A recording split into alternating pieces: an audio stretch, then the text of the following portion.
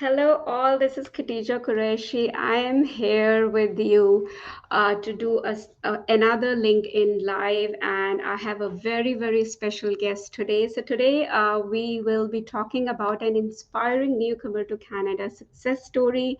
And the person that I have as a guest, so I'm just fixing my camera. So, the person I have today is very, very special. She is a child. She'll be sharing a very unique perspective of a child brought up to an immigrant parent. Um, as we all know that immigrant who come from their origin countries sacrifice, they strive a lot, and the children of the immigrant parent, they thrive on what their parents have laid as ground to for their children. So I have today a child who has been brought up to an immigrant parent, and she'll be sharing a very, very unique perspective. So I'll pull her in. Her name is Joycelyn David, and she is an immigrant. She is a very inspiring community leader and immigrant advocate, and a very, very someone to look forward to as a businesswoman in Canadian space. So let me bring Joycelyn in the frame. So welcome, Joycelyn. Welcome to the show. It's great to have you. I was just sharing with my viewers over here that some a child who has been brought up to immigrant parent, you will be hearing her story, her unique lens. So, welcome to the show, Joycelyn. It's great to have you here.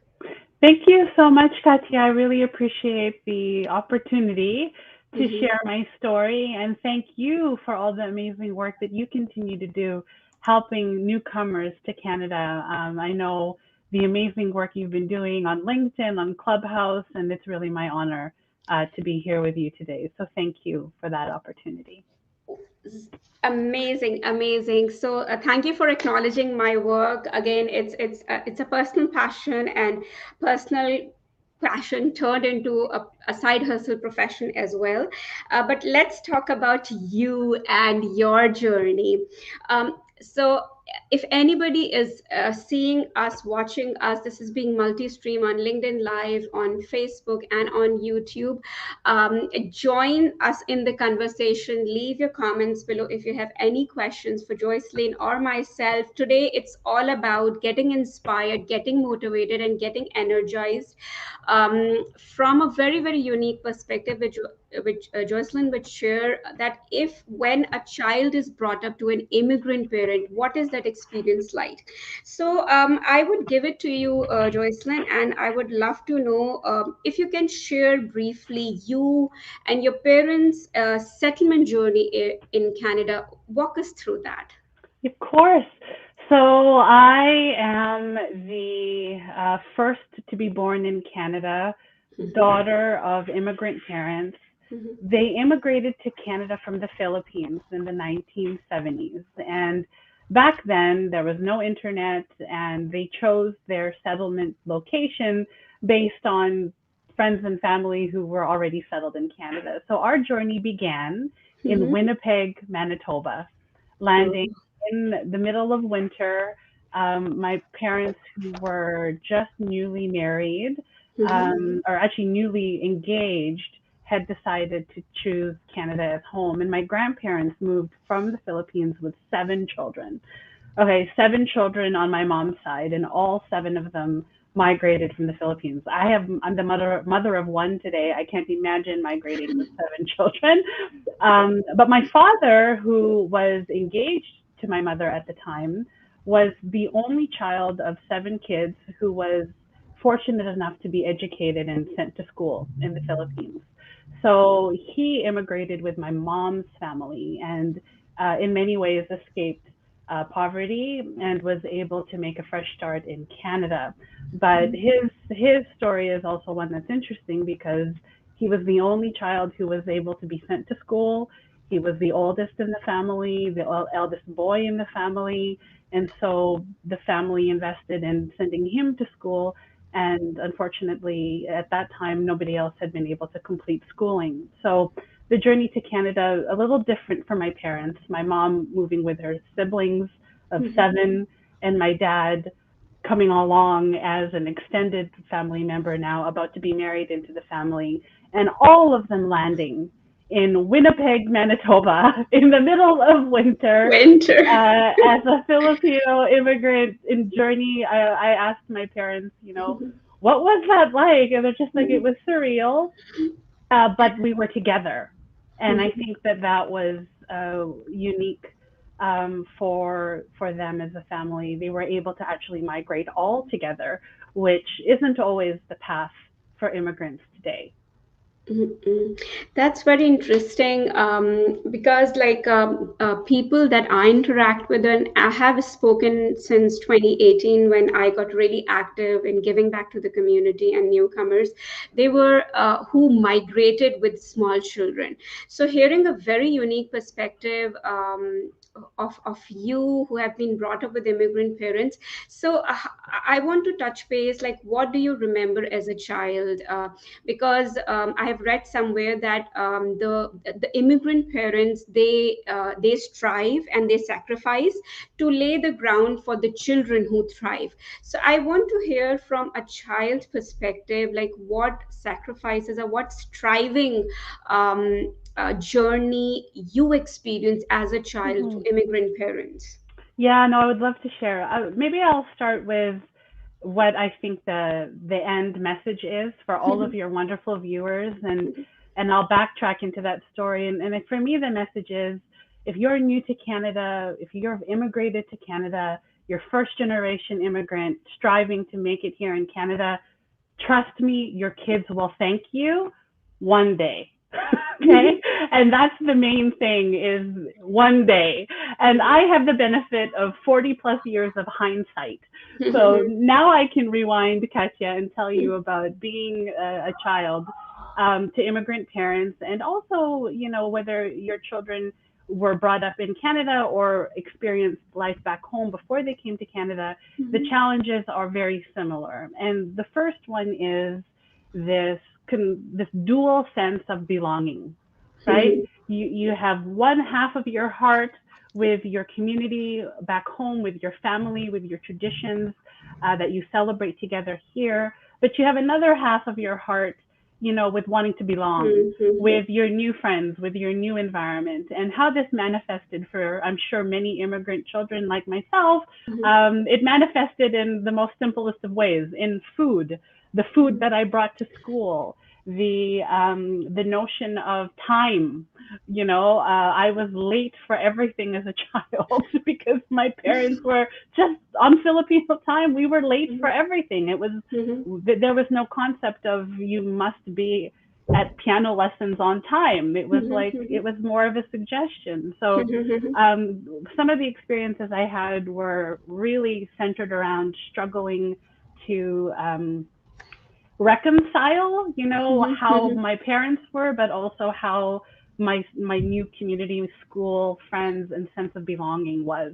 So I remember a very pointed story, and I don't mind sharing this because I've shared it before, of bringing Filipino food to school for the first time. And back then, growing up in Edmonton, Alberta, at that point, I was one of a handful of Filipinos in the entire school. Very different today. But back then, kids brought sandwiches to school. They didn't see eggs and rice and eggs and fish and food that I was bringing to school. So very quickly, even at a young age, the children will be juggling this sense of, do I bring my traditional food and language to the table in my more mainstream Canadian classroom? And whether or not they know it at the time, they will be learning how to navigate that at a young age. And for me, it was great because I learned how to interact with people outside of my community. My parents were very insular in the beginning,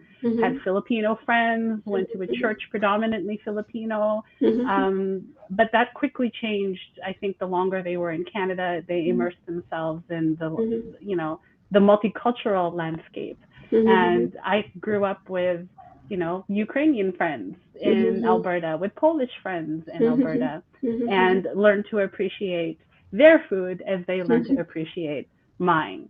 And so I Mhm. feel like that's beautiful as Mhm. a child growing up, to be able to share that and Mhm. help my parents also open up to that as well.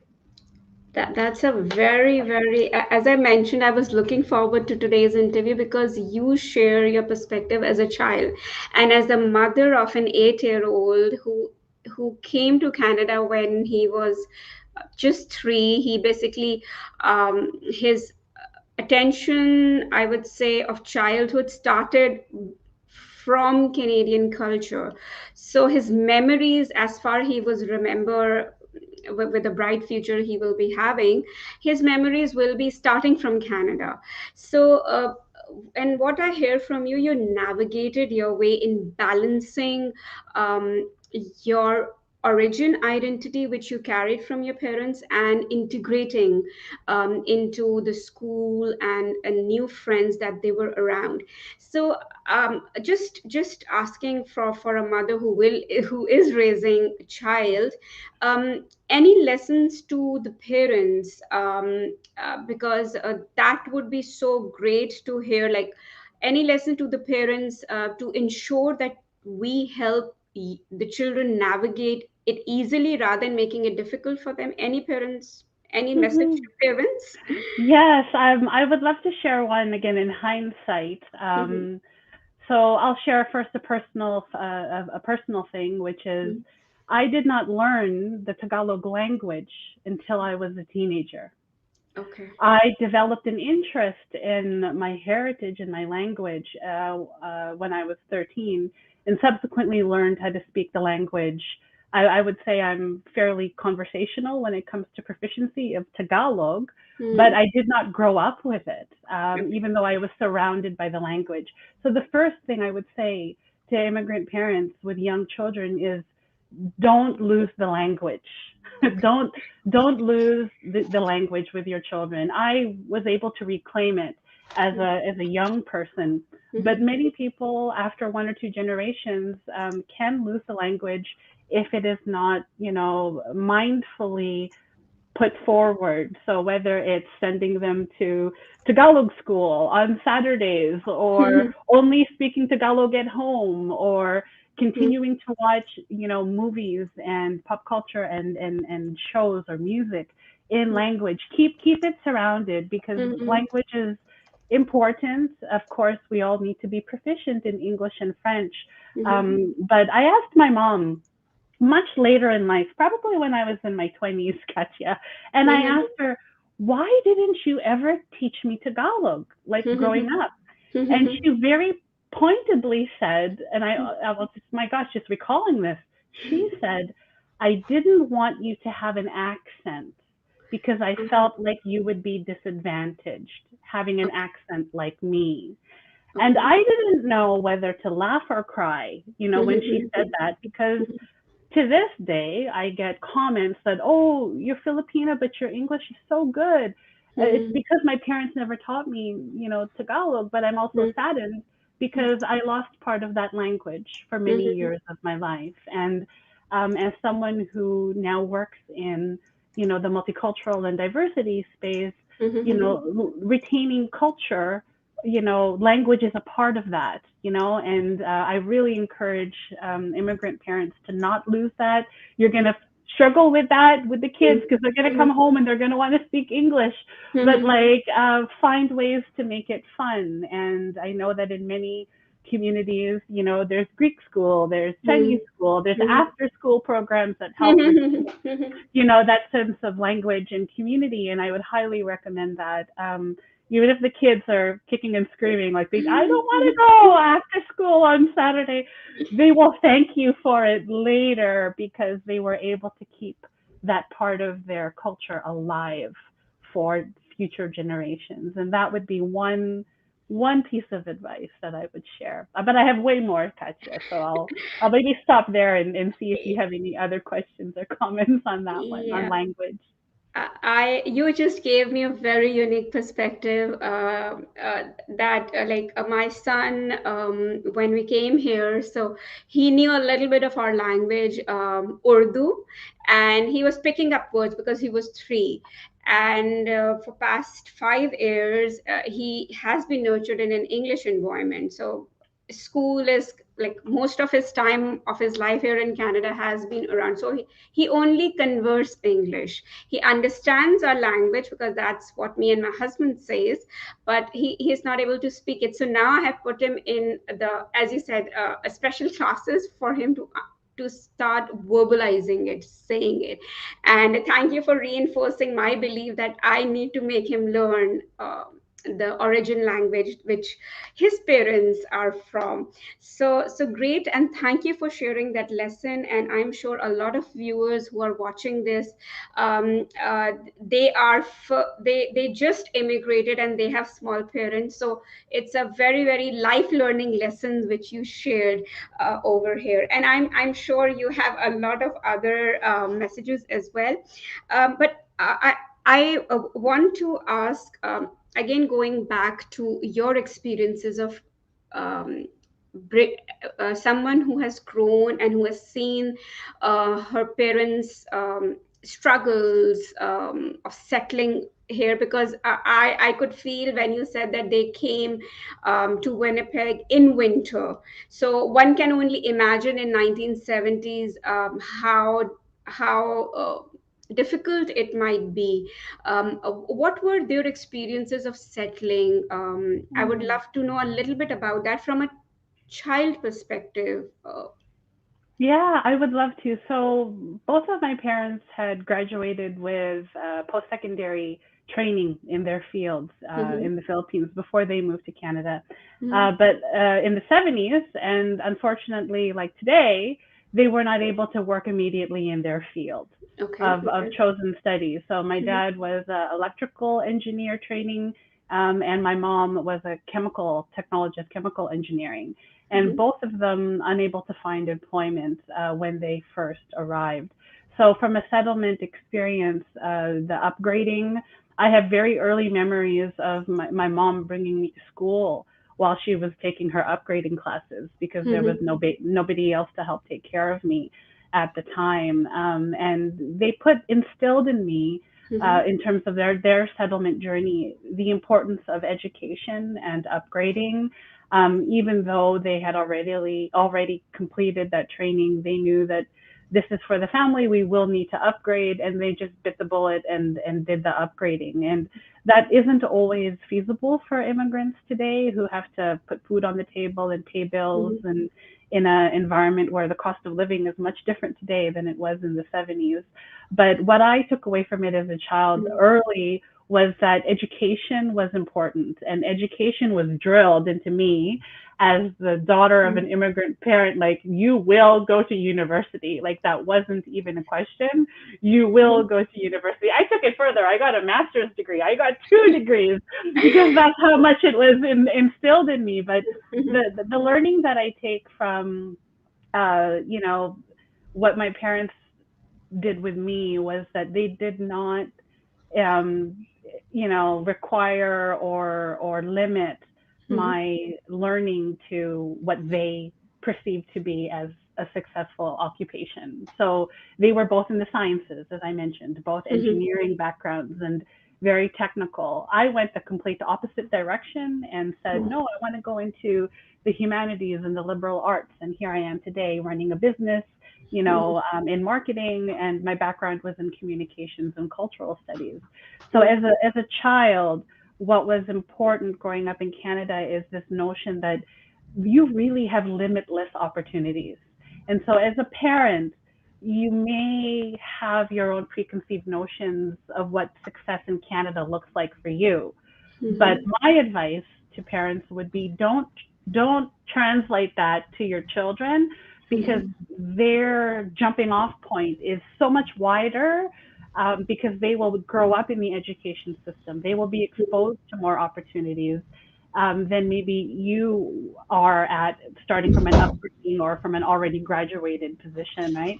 So I think my mhm, parents were really great in doing that, not limiting or trying to funnel, my aspirations in a direction that they saw as a successful occupation or profession to pursue. And I know I really appreciated that. And for many immigrant children that have become my friends and I've grown up with, many of them followed the path of, okay, I'm going to be an accountant because mom and dad said so.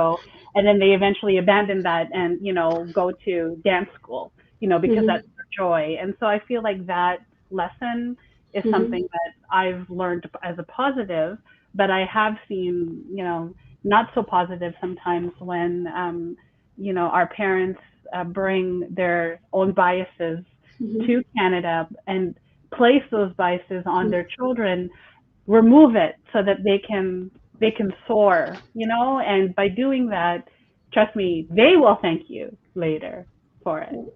Wow, Joycelyn, from the time we started the live, you were like sending out positive messages of how grateful your child will be, and same goes for what you just said right now, giving them freedom to have their own flight. They will be again grateful to you. So I love the bottom line that you are sharing, such a positive message for immigrants who have sacrificed so much and who have come with their small children, establishing that foundation for them to thrive. So ultimately, for a parent who is coming with small children, seeing their children nurture in a great environment, thrive, and be successful, it's an ultimate fruit of hard labor, right? We are just towards the second half of the show. I would just want to bring in the audience who was over here. We have Deep Chal. Hi, Deep Chal. Thank you for joining us. Warm greetings, madam. So she's saying hi to you. Joycelyn, you can Excellent. Hello, deep gel. deep. Wonderful to see you, and thank you for that wonderful greeting. Okay.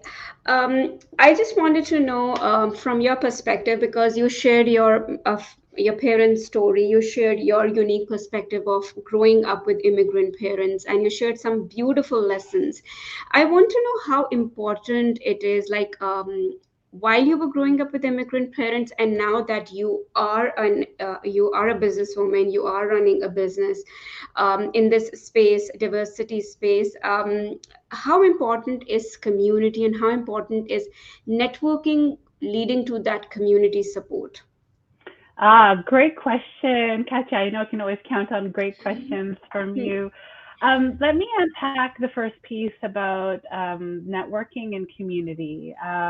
I think because this is another piece of advice I think is very important for immigrant parents to hear.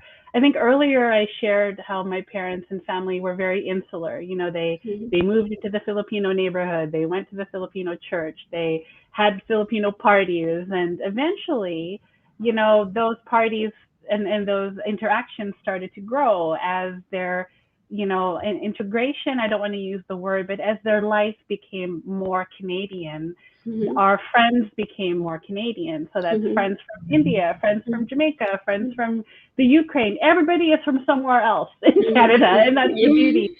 But what I think took my parents a longer time to, grow with was this idea of growing outside of the community. So you talked about networking and the Mhm. importance of networking. And so it would be like, oh, well, let's just, go always within our Filipino community. And it was actually me and my sisters, because there's three of us, Mhm. who were the ones urging my parents to go outside of and get outside of their comfort zone and get Mhm. outside of that in order to grow as a family, but also for themselves. And it is so important for young children who are networking and who want to succeed in Canadian schooling and business to be able to work and communicate with people of all backgrounds, right? Mhm. Learning how to do that is a critical skill for any young person. And keeping only within our communities as a family doesn't always help that. And so Mhm.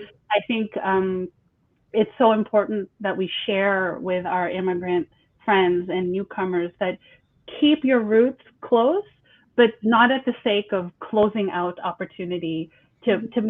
to be a friend to a neighbor. to learn a little bit more about another community, because those doors will open new doors for you. And how I've seen that translate for me personally, in terms of my business and my experiences, I spent a long time working as the head of digital and product marketing for a wonderful brand, a wonderful company, Fortune 500 company that deals in remittances. And in that role, I was able to work with so many people from so many communities, and that is truly what it means to be Canadian, working with everyone from around the world and doing so with a sense of respect and diplomacy and trust. And those are all things that will make you successful in whatever your endeavor is. But I can tell you that my lesson was, I learned that by opening myself and my circle. I didn't necessarily learn that from my family, who was very, insular and kind of like, this is our community. And I think over time they became more open. But I feel like this is the lesson that I also want to share, that the learning you'll find, parents, you will learn a lot from your children as they grow and they soar here in Canada. The learning will go both ways. And so make sure that you're staying open to the notion of that, and how this manifested. Very practical example, Katya, was somebody in my family marrying outside of the Filipino community, for example. So within one generation, my Filipino family now has, a mixed family of, cousins and in-laws from many, many different backgrounds. And that is, the true reflection of a multicultural family. That doesn't always happen in every family. And obviously that's something that I feel is important for immigrant families to understand. When you're coming to Canada, you are here to share your culture with others, and that might include inviting others into your family and vice versa. And in my family today, we have Persian, Farsi, French, Ukrainian, Jamaican, Filipino, Chinese, and we're all one big happy Canadian family.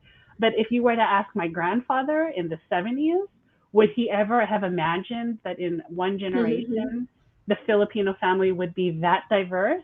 He would never have contemplated that at all, Katya. He would have thought, Filipino family would have stayed just purely insular. And I think he would be pleased. He's in heaven now, but I think he's pleased to see how much we've grown as a family, not just as a family, but through our mindset as well.